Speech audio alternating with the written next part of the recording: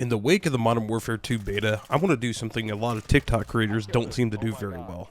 I want to compliment the detail and work that actually went into this game because as of right now, it's one of my favorite Call of Duty games that have come out. First, I'd like to start with one of the more controversial things that happened to be in this game. What people are calling this high TTK seems a little bit more realistic to me. Instead of dumping, 15, 20, 28 rounds, maybe 30 rounds into little Timmy as he's sprinting his little heart out across the street. It just feels better. Although at the time of me recording this, they have now nerfed a lot of the weapons, so TTK is inevitably going to be a little bit longer. We'll see how far that goes. And for all of you Black Ops 1 veterans, it is great to see dolphin diving back. I've already had a lot of fun with this. Even just diving through windows like an action hero is a lot of fun. And like I mentioned previously, it's nice to not have people slide canceling their little hearts out all the way across the map just to get one kill and completely overworking for anything just to get that little show to put on.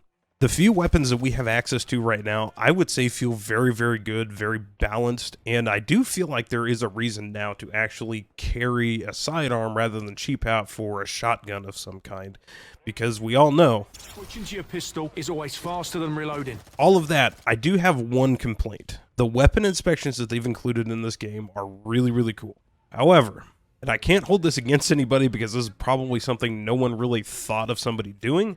It was just something I did completely by accident, not paying attention. So, as we've seen, when you inspect a weapon, when it has ammo, you eject the shell, like on the shotgun, you look at it, you throw it back in the chamber, you're good.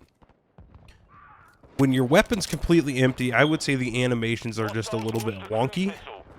When you inspect a weapon that should be completely empty, there shouldn't be a round in the chamber because it should have already been ejected. When you inspect the weapon, it's still very clearly there, and this carries across every weapon that I have unlocked, at least in the beta for right now. I just think it kind of detracts from the realism, maybe just a little bit, but it doesn't make the game unplayable in any way, because like I said, I don't think anybody was really thinking that anybody was going to try to inspect their weapon while it was supposed to be completely empty.